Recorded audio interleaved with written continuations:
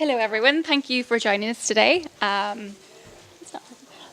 name is Clare McHugh. I'm Head of Customer Success, but for about 3.5 years I worked in Learnosity's question editor, author side, author API, and obviously the math questions as well. And I'm Jeff Dyer.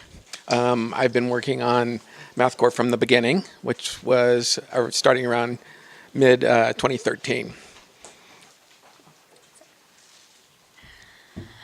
So today we're going to be looking at what we used before MathCore, why we actually needed it, and we're going to be doing a quick demo. It's not going to be a usual 1-hour demo that some people here may have had from me, but it's going to be a very quick demo, and Jeff is going to be talking about how it actually works underneath the hood. Okay, so if there's any developers that might be particularly of interest to you. We're going to be talking about the MathCore release process, math feature requests, and we're going to be looking a little bit ahead what's coming down the line later on this year. Okay, so just going to kick it off with why we actually developed the math formula engine in the first place.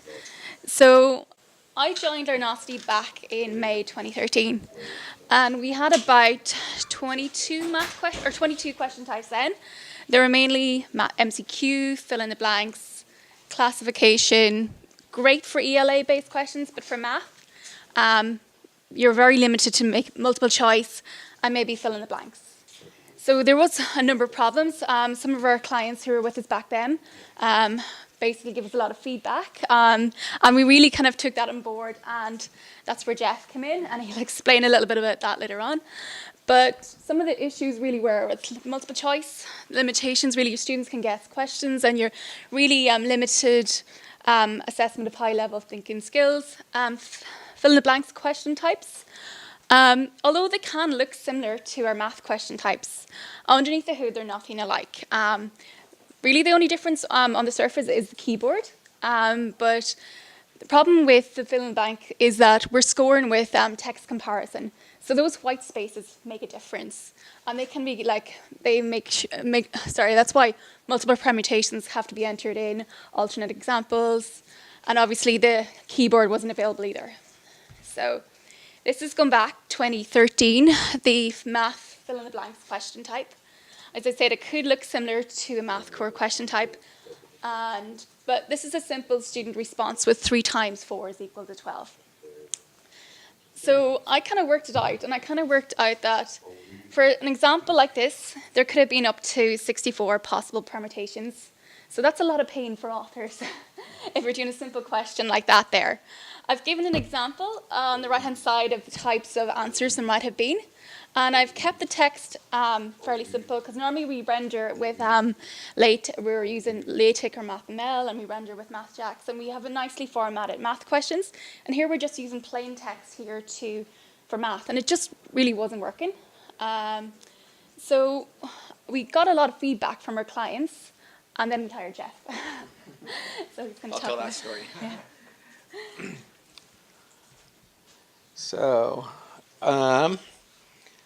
So, as Claire just pointed out, some of the weaknesses of you doing math before MathCore.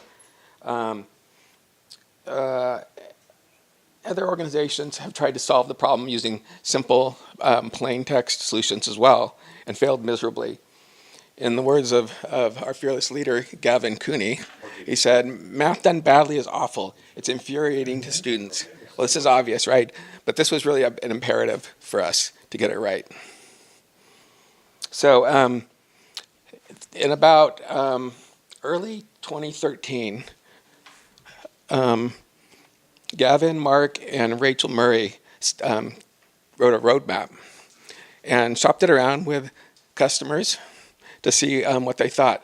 And they were surprised and eager to get a hold of it. So in about middle of 2013, go back.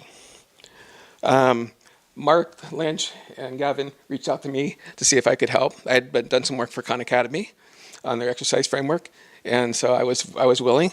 So Mark and I proceeded to write a spec, and I started coding. And then by early 2014, we had the basics of the math formula type.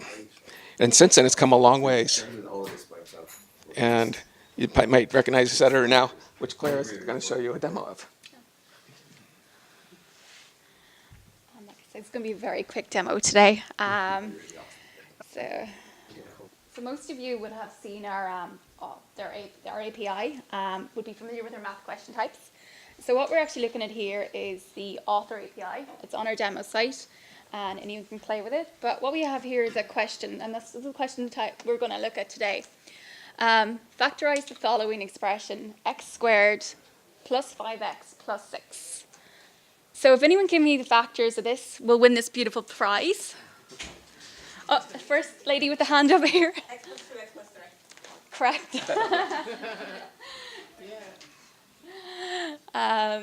Yeah, so we're going to look at how we can author this question using math formula. Okay, so we're just going to edit it, and what we're looking at here is the question editor. Left side is questions editor, and on the right hand side here, the questions API is rendering the question.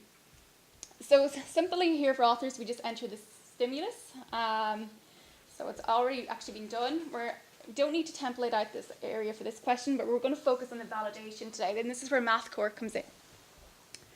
So we do have a lot of options to customize the questions, and the same with math, but something we try and keep it simple. Okay, so x plus 2, x plus 3, we're going to look at equivaliteral. We have a number of score methods. Equisymbolic and equivalue are usually, as long as it's equivalent to the answer, it will be correct. Equisymbolic is for variables, equivalue used for numbers or units. Equivaliteral is exactly what it says in the tin. It's a literal expression. It's simplified, it's factorized and expanded, are usually combined with equisymbolic. And they either simplifies, factorize, or expand the answer.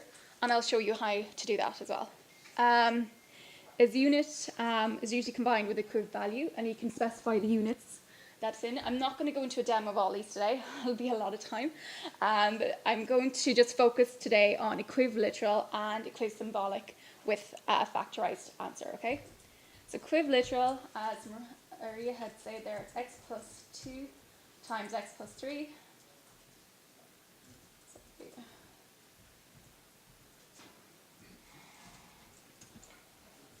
And we can see here the ARIA label is generated as well as I type this. And Jeff's going to speak a little bit more about SpokenMath later on today, which is used. And so on the right hand side here, we can see that there's a score here. And as I type in the correct answer,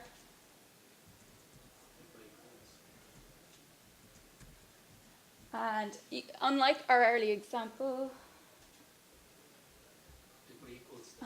sorry, yep. It's not the entrance.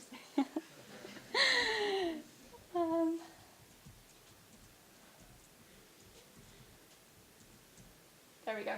So we can see that's correct. So unlike the earlier fill in the blanks, what we were limited to, the student enters additional spaces here. They're obviously not penalised in any way, so it's not something the author needs to worry about anymore. What's also really good about this is that we've got a button here that says ignore order, which means ignore the order it's entered in. So we can actually write x plus 3, x plus 2, and the author doesn't have to do any additional configurations. And we can see that's also correct. I'm going to look at equisymbolic as well. I'm just going to copy this. I'm going to look at equisymbolic, and another way to answer this question is actually type in the correct answer here, or the actual sum. So it's x squared.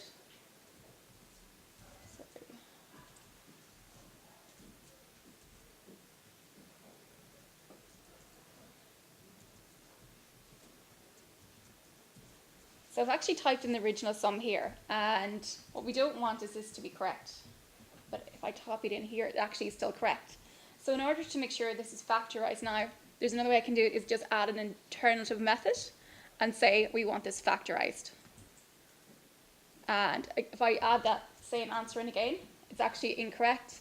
But if I add in the factors, x as we had earlier, we can see it's correct.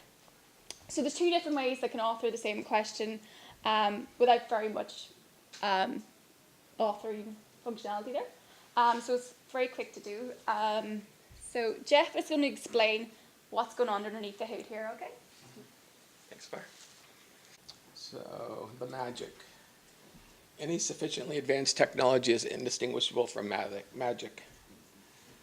What I'm going to show you now is what the secret is behind the magic, so it's a little bit less mysterious.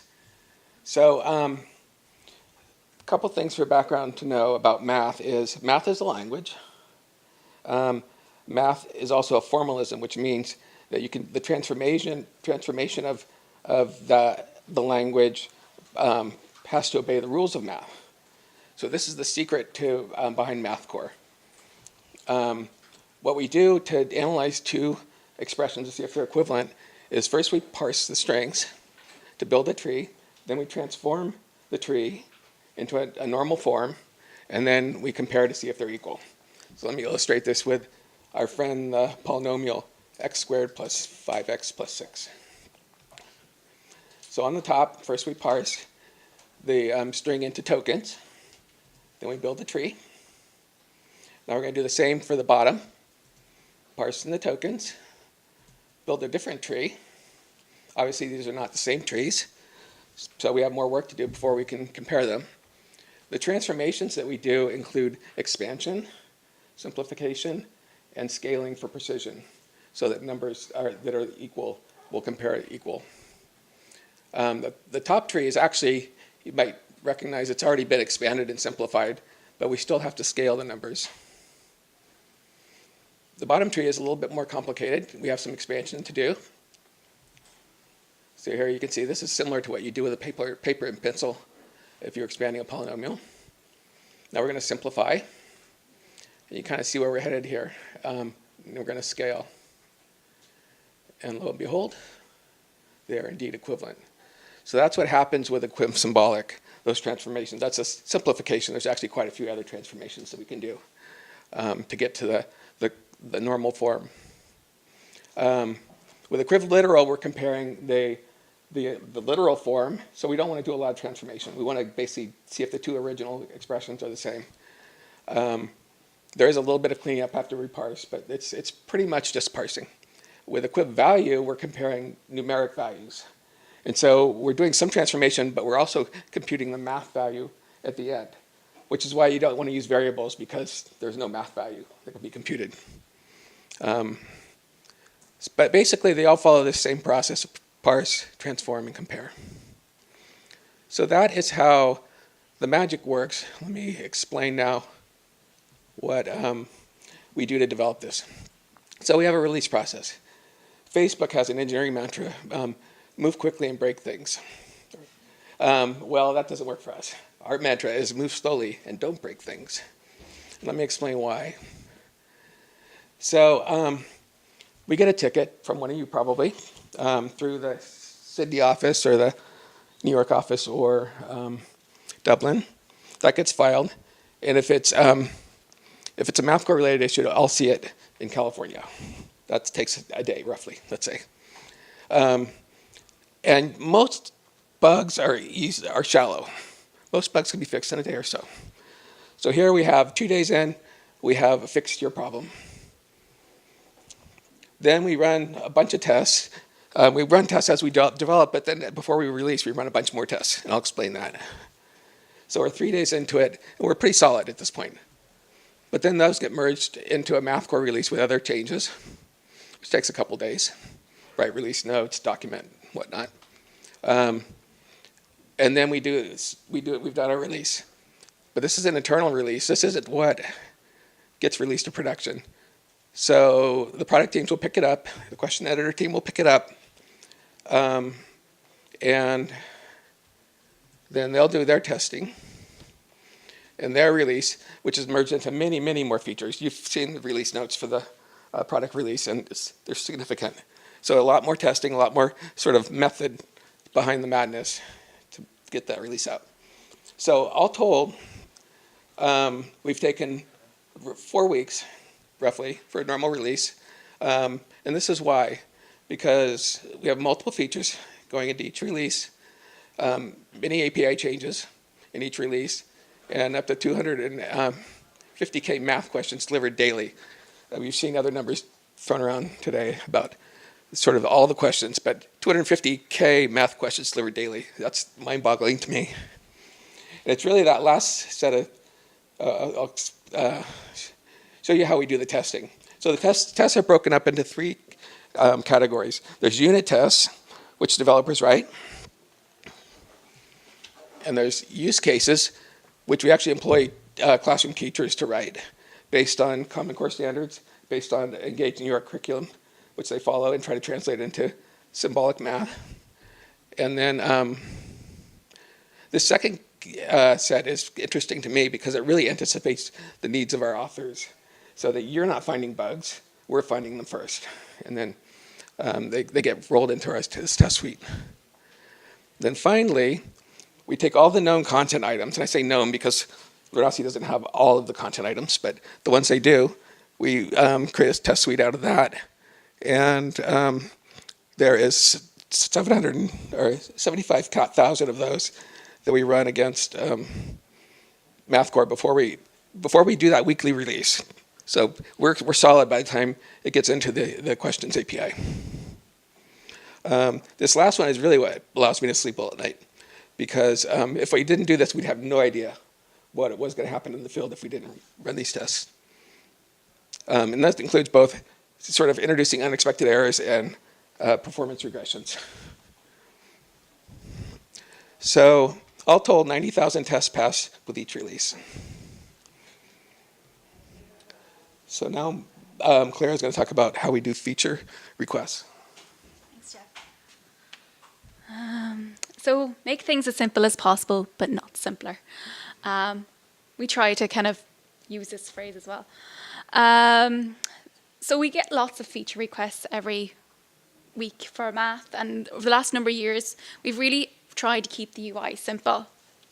A lot of the requests I got initially, particularly with the quiz symbolic, was what if we only want to use fractions? We would just want a fractions response, if we just want a decimal response, and if you just want percent as a response, because all those would be equivalent. We just want a simple way to make it. We do have a way to do it. I'm not really going to show how to do it today, but if we took all those requests and just added them to the UI without any thought, it would look something like this, and that's just 3 more. That could end up in 50 if we just kept on adding them to the UI. So we also need to make sure that there's no impact on existing MathCore functionality as well. So these are all things that we take into account with your requests. So what we need is as much information as possible, and we may already have the problem solved, you just weren't aware of how to do it. So yeah. And just a look at the roadmap. So a few things we're going to look at today is SpokenMath. So Jeff is going to do a demo on SpokenMath and MathGen. And I'm going to be talking about MathJex and MathQuill, Venn diagrams, and vertical math equations. All right. So one of my favorite quotes is, "The future is already here, it's just not evenly distributed," by William Gibson, science fiction writer. So I'm going to do a demo of SpokenMath. Now, SpokenMath is the technology behind the area label that actually was shown in the keynote, as well as by Claire earlier. And so let's see here. First, I need to turn on the speaker, the one that reads the speech. And then Chromebook spoken feedback is ready. There you go. Learnosity tab.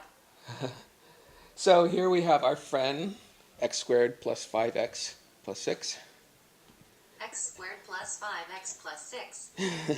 And so this is generated. This is an interface we use for creating test cases and testing SpokenMath.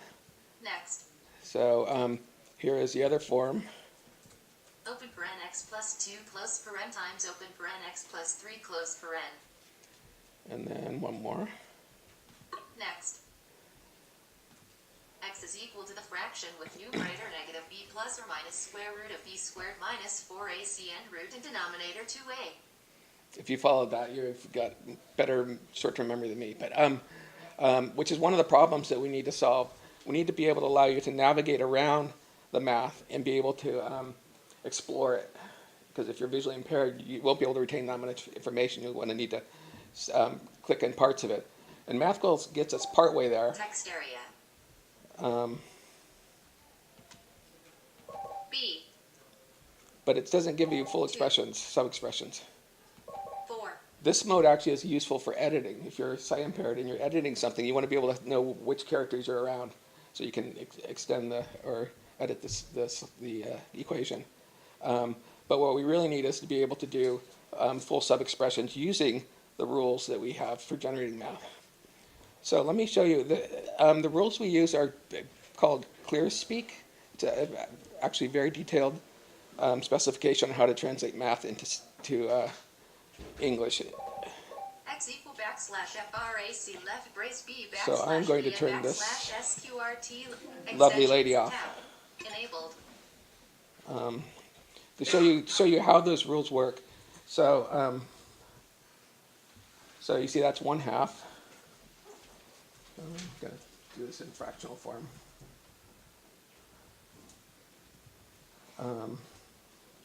So that's what we call an ordinal fraction. But if we add it, make it a little more complicated, then it has to sort of elaborate the expression. And then if we do something really crazy like over 3, then it has even more elaborate where it calls out the numerator and the denominator. So this is context sensitive. The rules are context sensitive in that way. That is SpokenMath. I could give you other examples, but there are it handles numbers, obviously, just by repeating them. So these aren't that interesting. But there's some test cases. So right now this is functioning in the authoring environment. So we need to get it extended into the student environment as well. So there's work to do here, but that is where it's at today. Now I want to show you something we're calling MathGen internally. And there's been a theme that I've noticed today at this conference of enabling classroom teachers to create content. And this will be one way that we think will assist that. So it's actually suitable both for math authors working in publishers, professional authors, as well as classroom teachers. So imagine that I am a 5th grade math teacher. I want to do a spiral review, some kind of ad hoc quiz for my students, and on the standard for adding and subtracting fractions. So the standard is add and subtract, sorry, let me make this bigger. Add and subtract fractions with unlike denominators, including mixed numbers, by replacing blah, blah, blah. So we want to add and subtract fractions with unlike denominators and including mixed numbers. So let's create some problems. I'm going to make this a little bit smaller just so the work shows up. So let's start by saying, in this, excuse the syntax, the UI for this would be probably different, more user-friendly. But here I'm saying I want values from 2 to 6 in the denominator, C, the range from 2 to 6, but increment by 2, so even numbered. And if the internet's working, that will show up. Okay. So you can see that. It's in the left term. And then the other denominator, I want 3 to 7, increment by 2, so we have odd terms, or odd denominators. And there, you can see they've combined. So now we have a total of 9 problems. That's pretty good. But it says mixed numbers, so let's make a mixed number, or a couple mixed numbers. Let's do 1 and 2. I can type in literal a list. And so that's going to create some more of these. So now I've generated mixed number problems, as well as we still have our, oh, actually, need to add one more bit here, just a comma, so we get our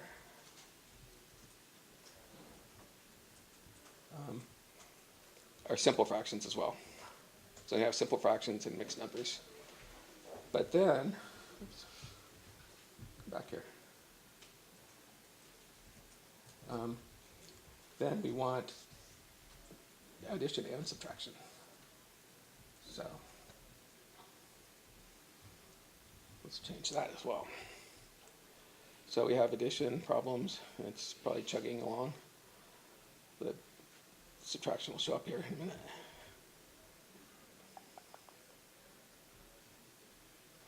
There they are. So here, all told, we have 2 times 3, 6, times 3, 18, times 3, some large number of problems. And I'm a 5th grade teacher who wants 5 problems. So imagine another column with check boxes where you just pick the interesting ones. And then press go, populate your question editor, you're done.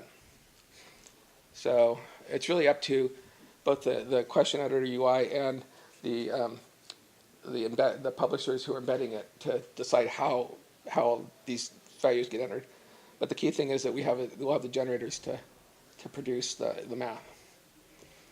I'm going to do one more quick example. I won't take as much time with it, since it's you've kind of seen the details so far already. So here again is our friend, the polynomial x squared plus 5x plus 6, and the standard here, so you're a publisher of high school algebra content, factor the quadratic expression to reveal the zeros. So you might want to generate hundreds of these, because you're randomly presenting them to the student for practice. So let's see. You can see the format here. So both the stimulus and the solution. So you kind of have a little bit of a guide. Again, the usability could be improved significantly with the right UI. So let's just do 3, 1 to 3. And let's not skip any of those. Keep 1. Actually, yeah, 1 to 3 is good. I might want to throw 7 in there. Why not?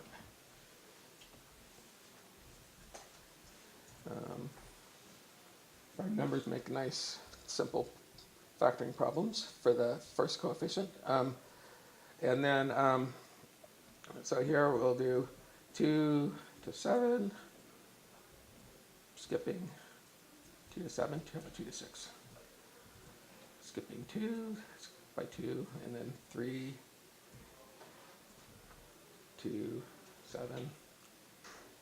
Skipping the other one, so we have the odds. And so what do we have? 3 times 3 times 3.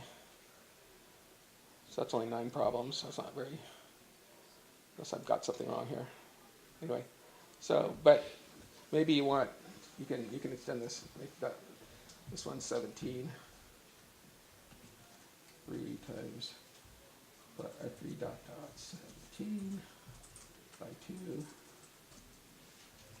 So you can kind of see you could easily generate hundreds that fall into a category of problem based on this generator. So, and it's chugging away somewhere in the Ethernet.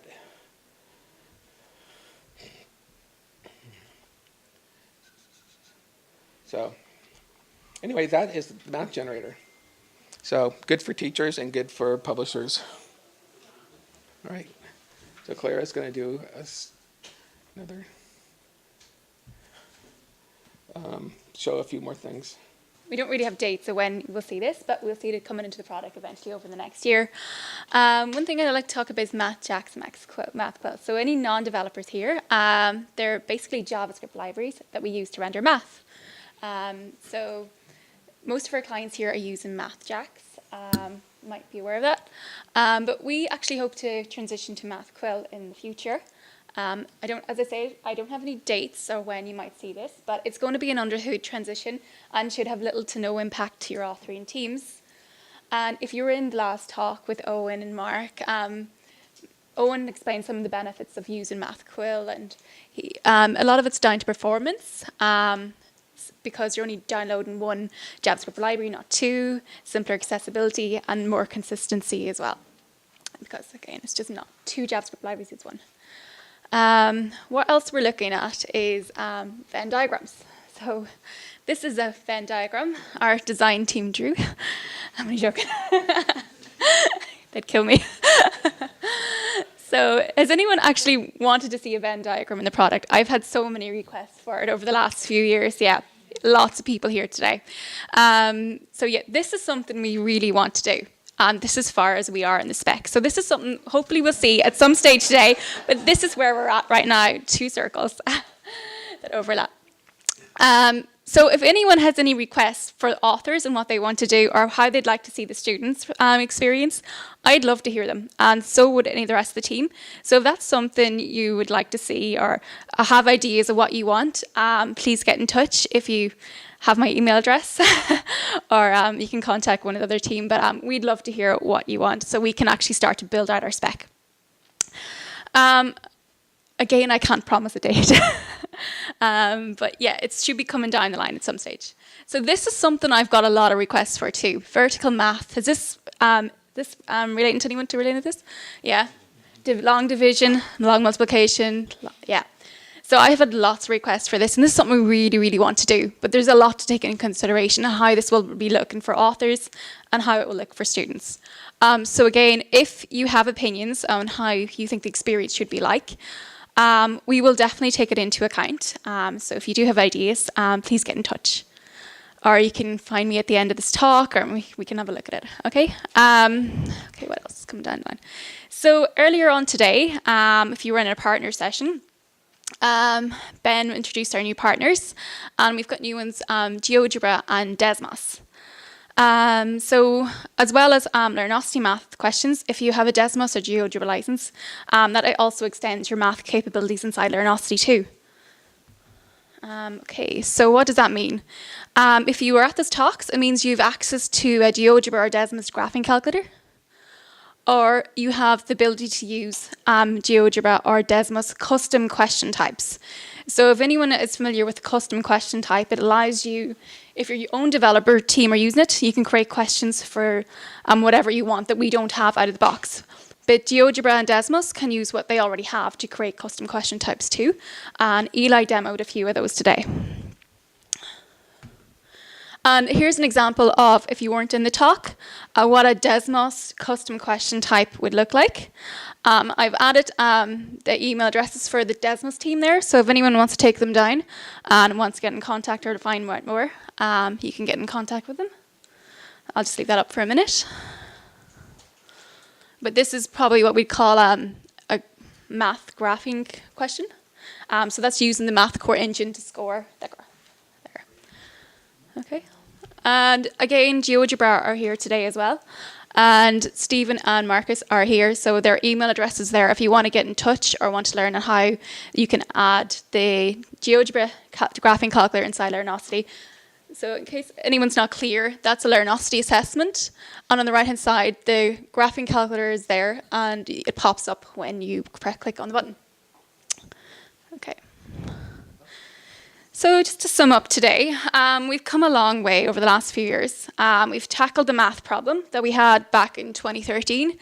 As well as that, we've actually have about 65 question types now, plus the custom question type. And also today we launched the partners as well, so that actually gives you access to a whole lot more question types, graphing calculators, and a lot more math-related stuff as well. And we're not stopping there as well. As I showed you, we want to do Venn diagrams, we want to do stack math, so we still want to hear your feature requests for math, science, whatever you want as well. So there's still a lot more to come from us as well.